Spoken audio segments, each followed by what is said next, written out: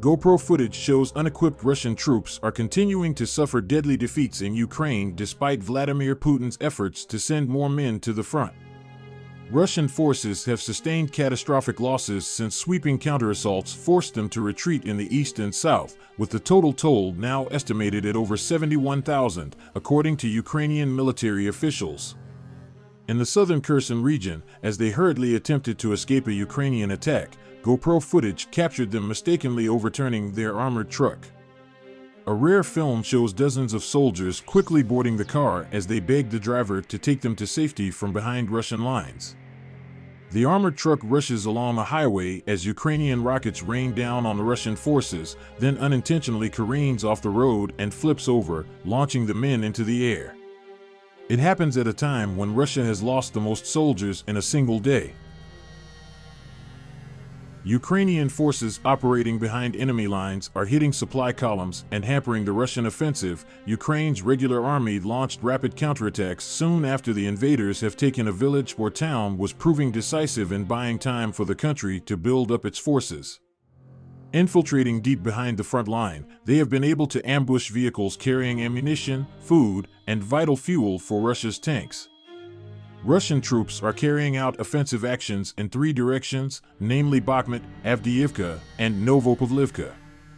The relevant statement was made by the General Staff of the Armed Forces of Ukraine. Russian invaders are making attempts to hold the temporarily occupied areas, focusing efforts on restraining the actions of Ukraine's defense forces in certain directions. The enemy is conducting offensive actions in the Bakhmut, Avdiivka, and Novopavlivka directions. Over the past day, the Ukrainian military has repelled enemy attacks. The enemy is opening fire on Ukrainian positions along the contact line, setting up fortification structures in certain areas, and conducting air reconnaissance. Russian invaders continue to strike critical infrastructure and civilian houses, violating international humanitarian law and the laws and customs of war. Over the past day, the enemy has launched 4 missile strikes, 28 airstrikes, and opened fire with multiple launch rocket systems, MLRS, over 45 times. About 30 settlements came under enemy fire in such regions as Zaporizhia, Dnipropetrovsk, Donetsk, Kherson, and others. While the Russians are still managing to make some advances in the Donbass region, they were continually being harassed by the Ukraine army's use of swift counteroffensives.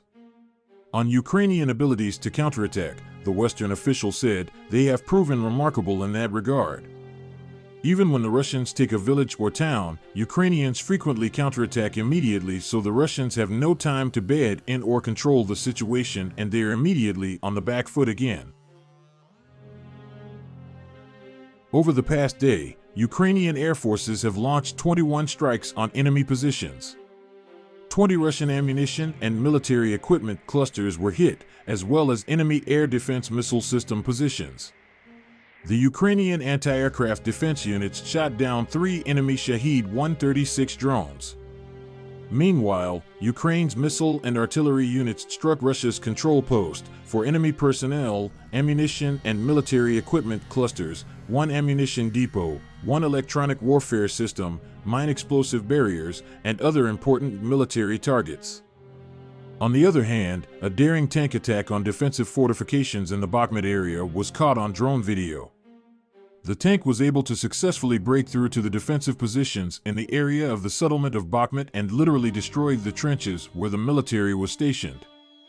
Despite the fact that the defenders had anti-tank weapons, they were not able to cope with just 1 combat vehicle due to the dense fire of the tank, both using the main caliber and the machine gun.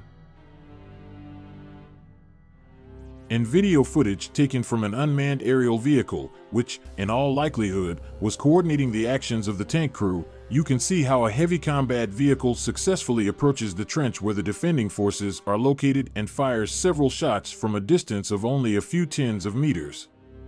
After the shots, the tank moves back, hiding in a lowland, which is enough to reload, and after that, another blow is made. In fact, the tank alone managed to defeat the defensive position in the Bakhmut area, although as a rule, in most cases, this ends with the destruction of an armored vehicle. The Ukrainian forces over the past day repelled Russian attacks in the areas of Vyemka, Bakhmutsk, Krasnohora, Bakhmut, Maersk, Andriivka, Pervomaisk, Vasil, Kamyanka, Pobeda, Nevolsk, Novomykhailivka, and Ternovy Poti. That's according to the General Staff of the Armed Forces of Ukraine, Ukrinform reports referring to the Evening War Update posted on Facebook. Russian troops are trying to hold captured ground and focusing efforts on disrupting Ukrainian operations in certain areas, at the same time running offensive action in the Bakhmut and Avdiivka directions. The enemy is shelling the positions of Ukrainian troops along the contact line while fortifying defensive positions and lines in separate directions and conducting aerial reconnaissance. They also continue to inflict strikes on civilian infrastructure and households, violating international humanitarian laws, and customs of war. There remains the threat of air and missile strikes across the entire territory of Ukraine.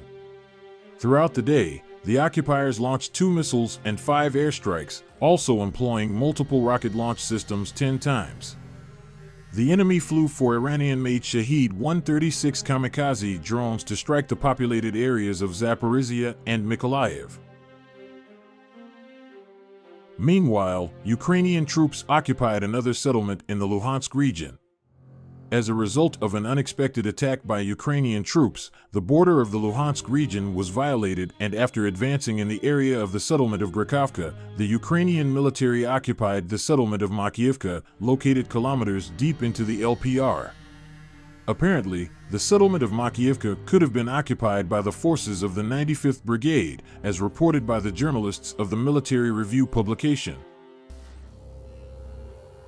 The Ukrainian army crossed the western border of the Luhansk People's Republic, which is officially part of the Russian Federation, and partially occupied the village of Makiivka. The enemy has already crossed the Zarabets River and is moving towards the R66 highway, which leads to Kremenaya. On the way of the AFU advanced to Krasnorechinsk, which is likely to become their next target, there is a water barrier in the form of the Krasnaya River. But this tributary of the Seversky Donets is not as wide as, for example, the Oskol, which the Ukrainian troops successfully crossed on a wide front. In the near future, it is this water obstacle that may become the last section of defense on the lower Duvankas-Vitovo-Kremenaya line, report the journalists of the publication Military Review.